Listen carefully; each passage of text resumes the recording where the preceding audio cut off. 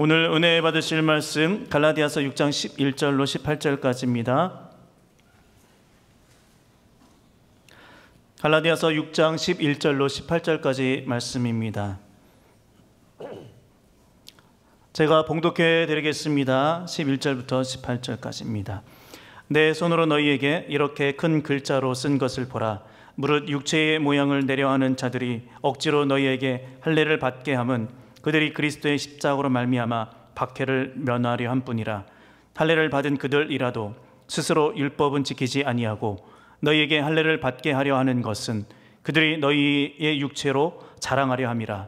그러나 내게는 우리 주 예수 그리스도의 십자가 외에 결코 자랑할 것이 없으니 그리스도로 말미암아 세상이 나를 대하여 십자가에 못 박히고 내가 또한 세상을 대하여 그러하니라.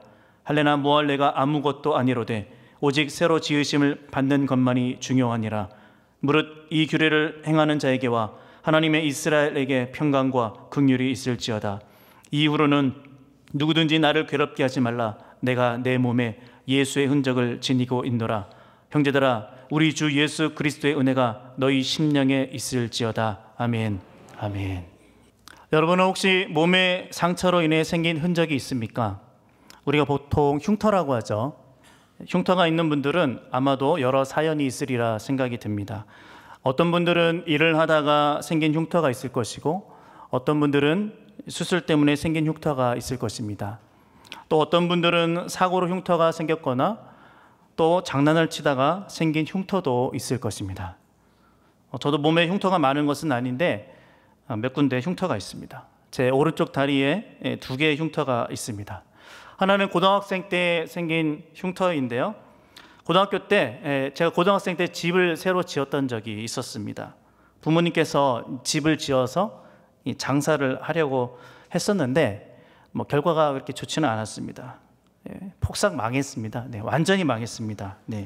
아마도 그때 잘 됐다면 제가 지금 여기 없을 수도 있겠죠.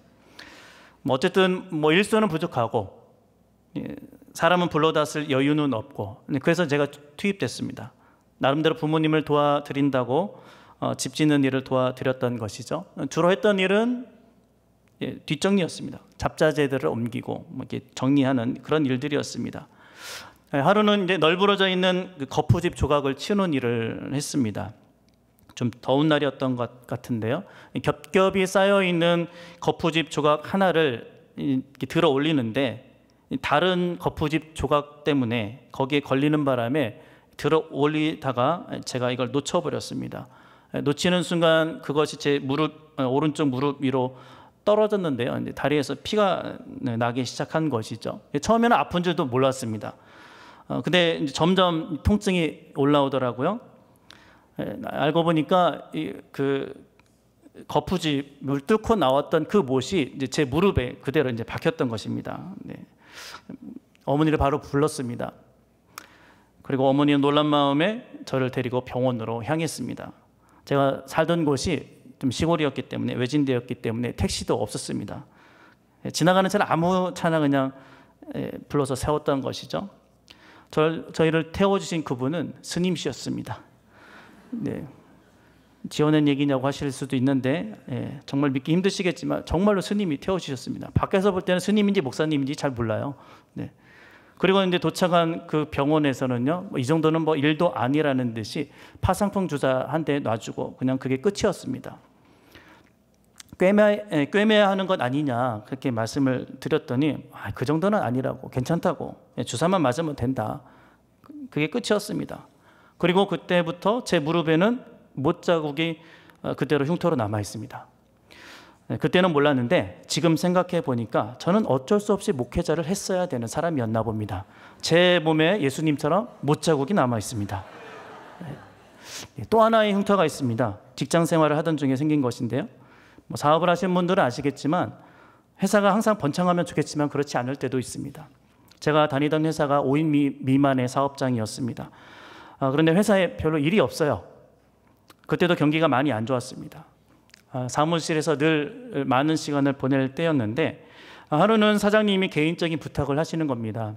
명절이 가까워 오는데 벌초를 좀 해달라는 겁니다.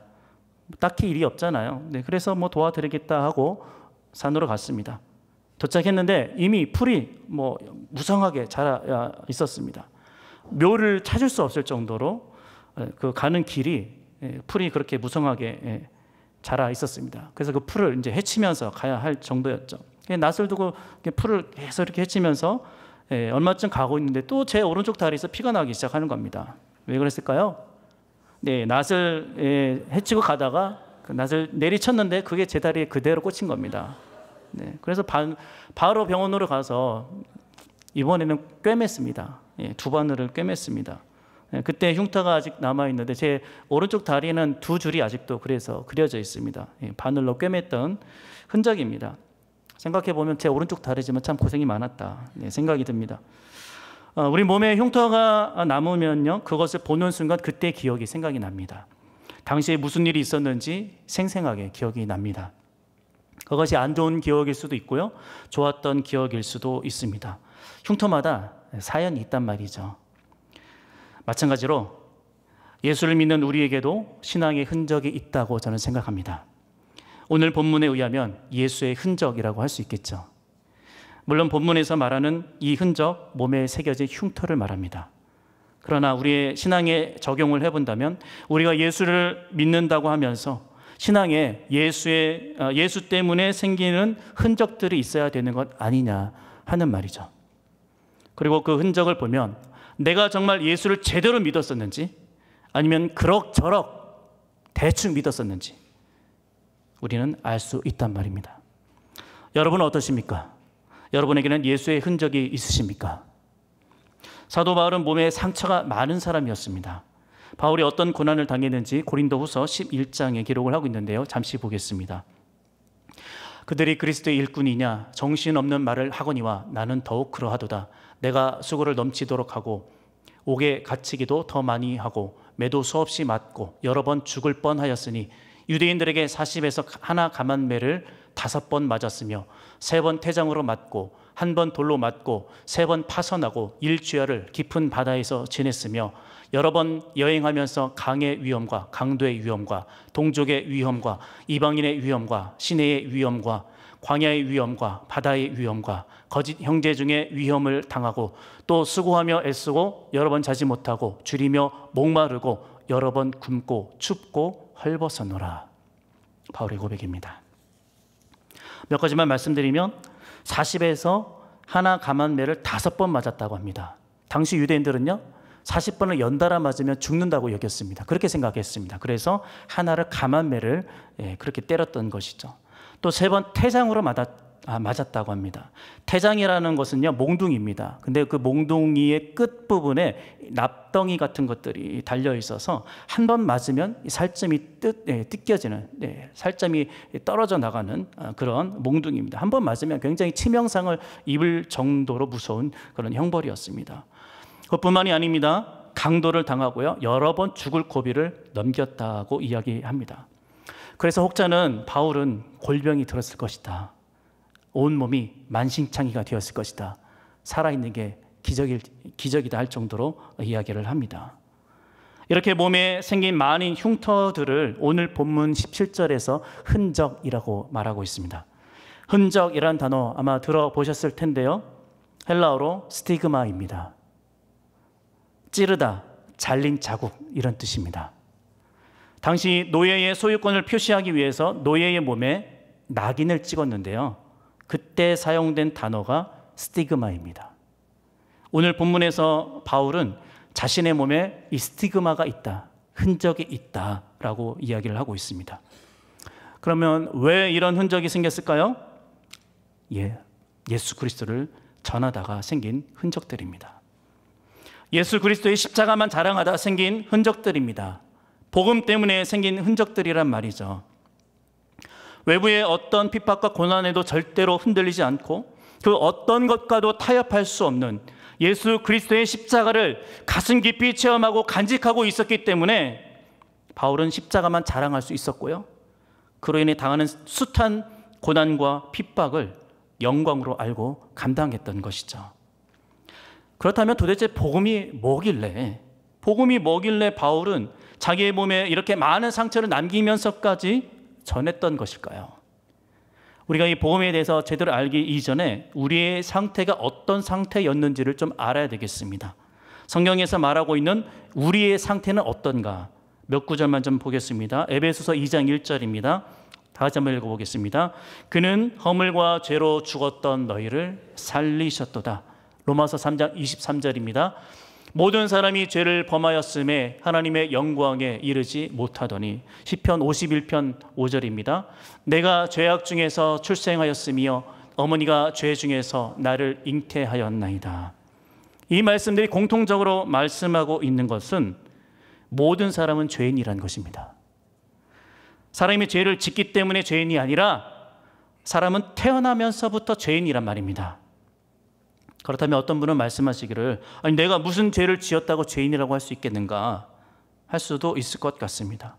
나는 평생 누구의 것을 훔치지도 않았고 경찰서 문턱에 가보지도 않았는데 왜 나에게 죄인이라고 하는가?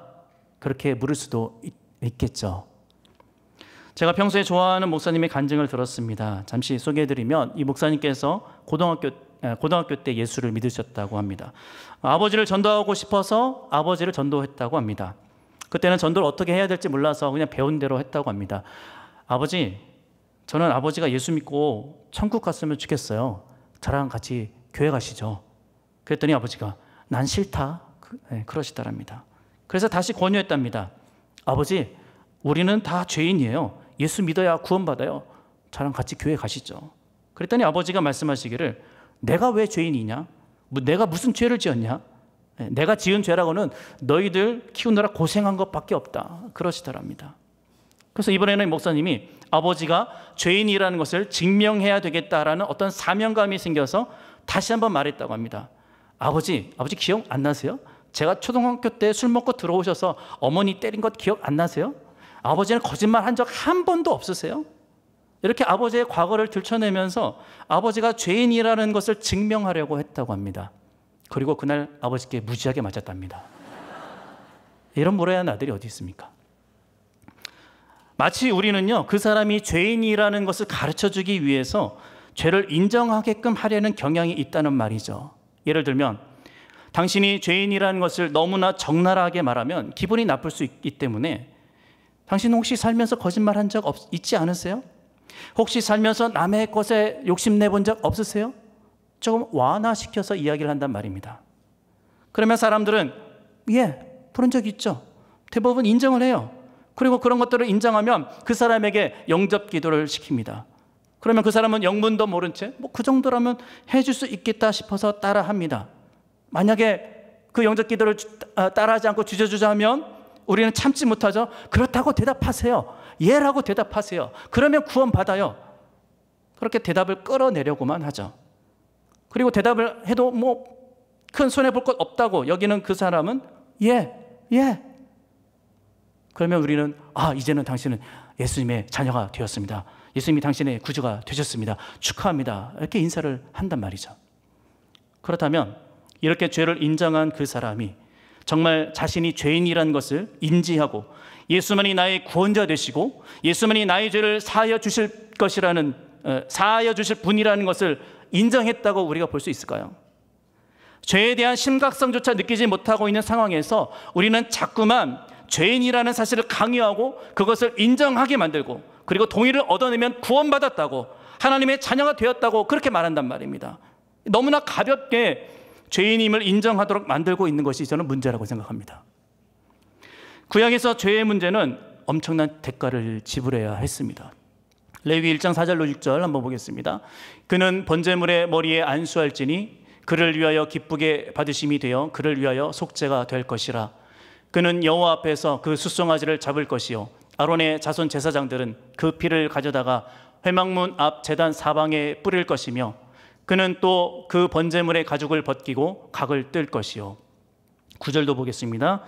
그 내장과 정강이를 물로 씻을 것이요 제사장은 그 전부를 제단 위에서 불살라 번제를 드릴지니 이는 화제라 여호와께 향기로운 냄새니라. 번제의 규례에 대해서 말씀하고 있습니다. 번제는요, 짐승의 가죽만 제외한 모든 것을 다 불태워 하나님 앞에 드리는 제사입니다. 그런데 율법에 의하면 이 짐승을 죽일 때 어떻게 해야 하는가? 우리는 보통 알고 있기를 제사장이 이 모든 것을 다 해주는 걸로 알고 있습니다. 제사장이 죽여서 제사를 드려주는 걸로 알고 있는데 그게 아닙니다. 레위기 말씀에 의하면 제사를 지낼 그 짐승에게 내가 안수를 합니다. 그러면 내 죄가 짐승에게 전가되죠. 넘어간단 말입니다. 그리고 그 다음 절차는요, 그 짐승을 내가 죽여야 되는 겁니다. 죽이는 것이 끝이 아닙니다, 여러분. 가죽을 발라내야 됩니다. 각을 떠야 됩니다. 각 뜨는 게 뭐냐면 다 조각을 내야 된단 말입니다. 그리고 내장과 다리는요, 전부 다 물로 씻어야 됩니다. 자, 그렇게 해서 제물을 다 정리를 하면 그 다음에 그걸 제사장에게 드리면 제사장이 단 위에 올려서 불을 태워서 하나님 앞에 제사를 드리는 겁니다. 여러분 한번 생각을 해보십시오. 구약시대에 이 죄의 문제를 해결하기 위해서 짐승을 죽여야 됐습니다. 그러면 온몸이 어떻게 되겠습니까? 피범벅이 되겠죠. 짐승의 피로. 피비린내가 진동을 하게 될 것입니다. 내장도 깨끗하게 씻어야 됩니다. 여러분, 동물의 그 오물의 냄새 진동을 할 것입니다. 그렇게 짐승이 내 대신 죽는 겁니다. 그리고 그 제사로 인해서 내 죄가 용서함을 받게 되는 겁니다. 성경에서 말하는 죄인이란 의미를 그렇게 가볍게 여기서는 안 된단 말입니다. 성경은 단순히 거짓말을 했는가, 누구의 것을 탐낸 적이 있는가에 대해서 말하지 않습니다. 물론 그것들도 분명히 죄입니다. 하지만 그것은 죄인이기 때문에 나타나는 현상들일 뿐이지 이런 것들을 행하기 전부터 우리는 죄인이었다라고 성경은 말씀하고 있습니다. 성경에서 우리가 죄인이라고 말할 때 결과적으로 어떤 나쁜 일을 했다고 말하는 것이 아니라 죄의 결과로 인한 비참함에 대해서 이야기를 하고 있단 말입니다. 그러므로 성경에서 말하고 있는 죄인이라는 것은 여러분이 얼마나 많은 돈을 벌든지, 여러분이 얼마나 큰 집에 살고 있든지, 여러분이 얼마나 좋은 대학을 나왔든지, 여러분의 자녀가 얼마나 출세하고 성공하고 잘 되었든지 여러분의 인생은 소망이 없습니다. 그게 성경이 말하는 죄인이라는 것입니다. 가난해서가 아니라 힘겹고 버겁게 살아서가 아니라 세상에서 제법 모든 것을 다 이루었다고 말할 만큼 성공한 사람이라고 할지라도, 모든 사람이 부러워할 만큼 많은 것을 성취하며 풍족하게 누리며 사는 사람이라고 할지라도 성경에서 당신은 죄인입니다 라고 말한다면 당신에게 소망이 없습니다. 그 뜻이란 말입니다. 그게 모든 사람은 죄인이란 뜻입니다. 그래서 성경에서 당신은 죄인입니다 라고 하는 그 말은 당신이 아무리 열심히 살아도 아무런 소망이 없습니다, 그런 뜻입니다. 그러므로 성경에서 한 사람이 죄인이라는 것을 증명해주는 증거는 나쁜 짓을 했느냐가 아닙니다. 죄인임을 증거해주는 것은 죽음입니다. 로마서에서 말씀하고 있죠. 로마서 6장 23절, 죄의 삭은 사망이요 하나님의 은사는 그리스도 예수 우리 주 안에 있는 영생이니라. 그런데 많은 사람들이 이 죽음을 체념하고 살고 있습니다. 사람 어차피 다 죽게 되어 있어. 그렇게 한번 사는 인생 먹고 마시고 즐기다가 가면 되는 것이 뭐 그렇게 힘들게 살아. 다 똑같아. 사는 거 다 똑같더라. 어차피 다 죽어. 안타깝게도 우리 그리스도인들도 그렇게 생각하는 것 같습니다. 그런데 이것은 죽음의 문제가 해결되지 않았을 때입니다. 모든 인간의 상태가 이렇습니다. 모든 사람이 죄를 범했다고 할 때는요, 인간은 그 죽음 앞에서 무기력해진다는 뜻입니다. 누가 죽음을 거스를 수 있겠습니까? 누가 죽음을 피해갈 수 있겠습니까? 죽음 앞에서 우리는 아무 소망이 없는 거예요. 그리고 그 아무 소망 없는 상태에서 다시 살 수만 있다면, 다시 살아나서 생명을 가질 수만 있다면 이 세상 어느 것과 비교할 수 없는 엄청난 은혜가 된다는 말입니다. 그 은혜의 사건이 바로 예수 그리스도의 십자가 사건입니다. 그래서 예수께서 이 땅에 오신 겁니다. 예수님께서 이 땅에 오셔서 죄로 인해서 아무런 소망 없는 그 인생들에게 새 생명을 주셨습니다. 누구든지 예수를 믿으면 하나님의 자녀가 되는 권세를 주셨습니다. 예수님은 이 땅에 오셔서 절망뿐인 인생에 새 생명을 주셔서 하나님의 자녀가 되게 하셨고, 하나님을 하나님으로 섬기며 하나님과 영원한 교제를 누리도록 하셨습니다. 여러분, 이것이 복음입니다. 우리의 존재가 죄인이라는 것을 제대로 알고 예수 그리스도를 통해 새 생명을 얻도록 하신 것, 이것이 복음이란 말입니다. 바울은 이 복음이 뭔지를 제대로 알았어요.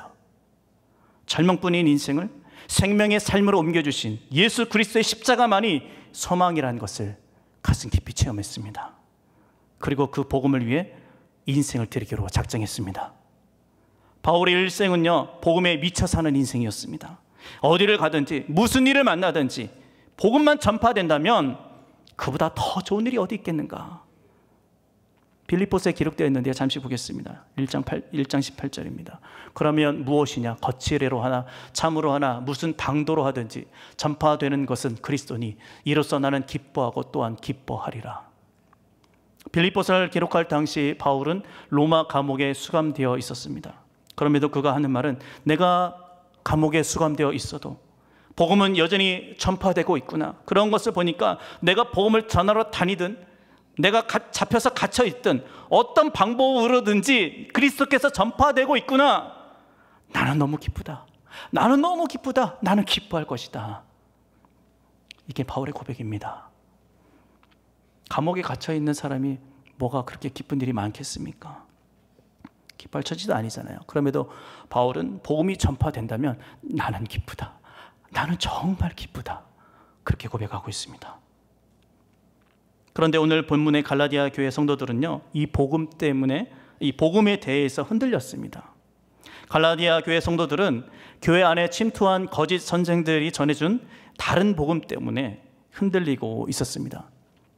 거짓 선생들이 전했던 내용은 바울이 전한 그 복음 외에 할례를 받아야만 완전한 구원을 이룰 수 있다는 것이었습니다.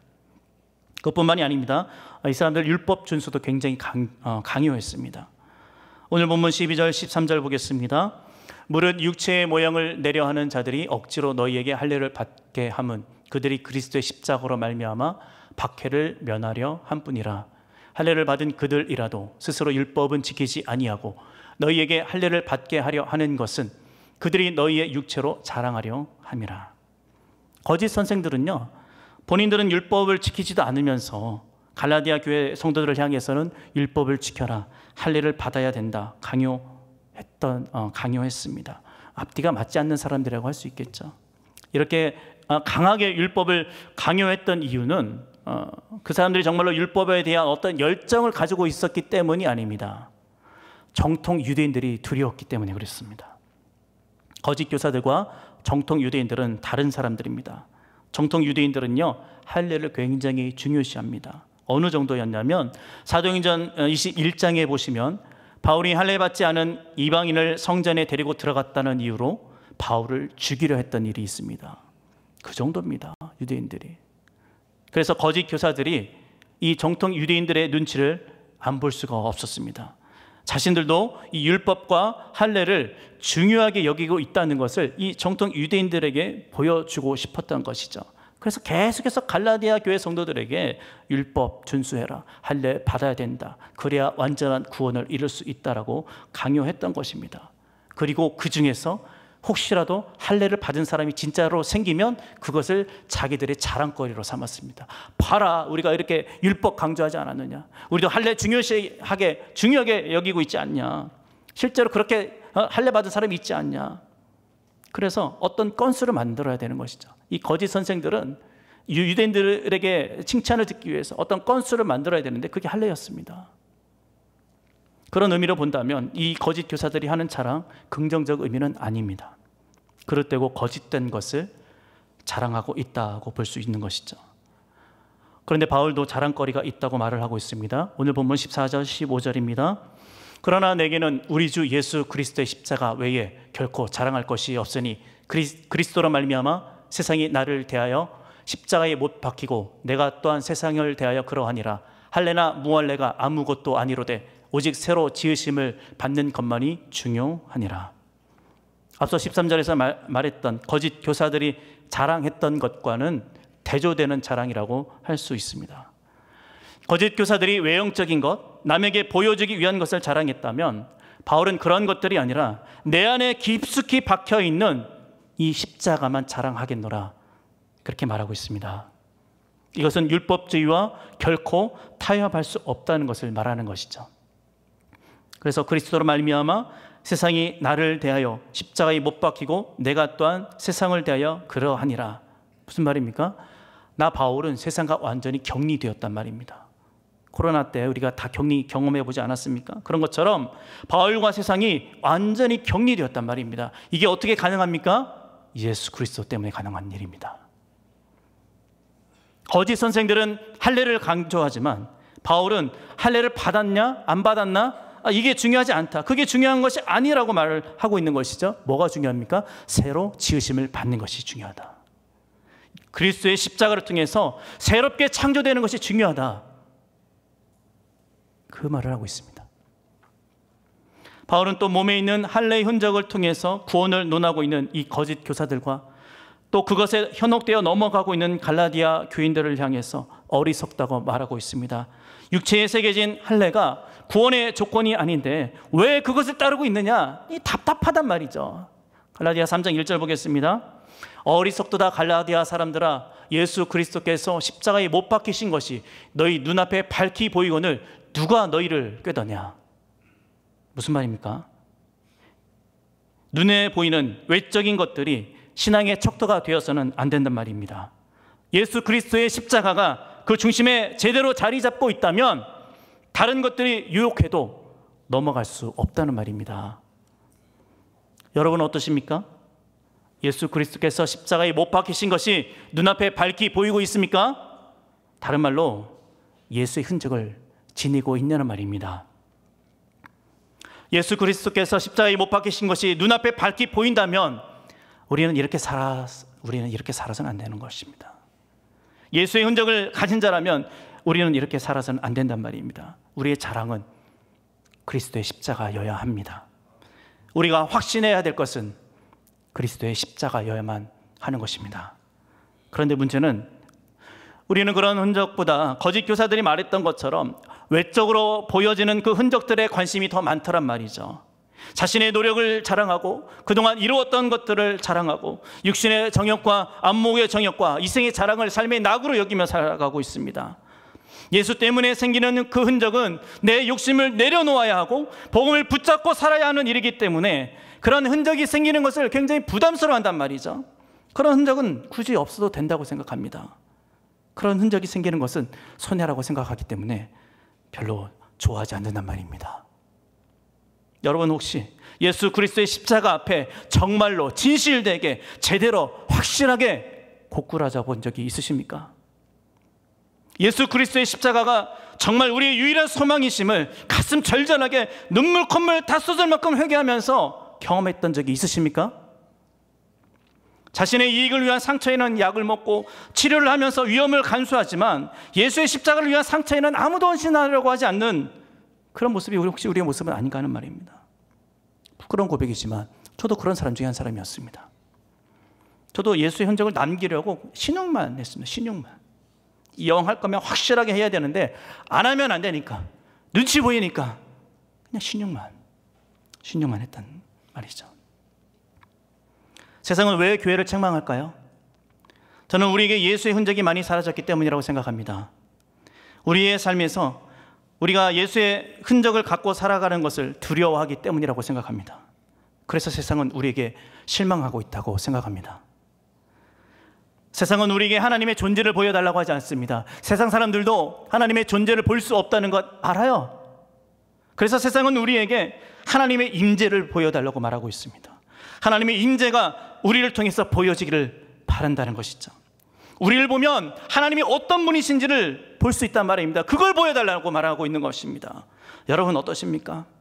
여러분을 보면 정말로 예수님의 모습을 볼 수 있다고 생각하십니까? 안타깝지만 우리가 그걸 잘 못해요. 정말 못해요. 한국 교회가 그걸 잘 못해요.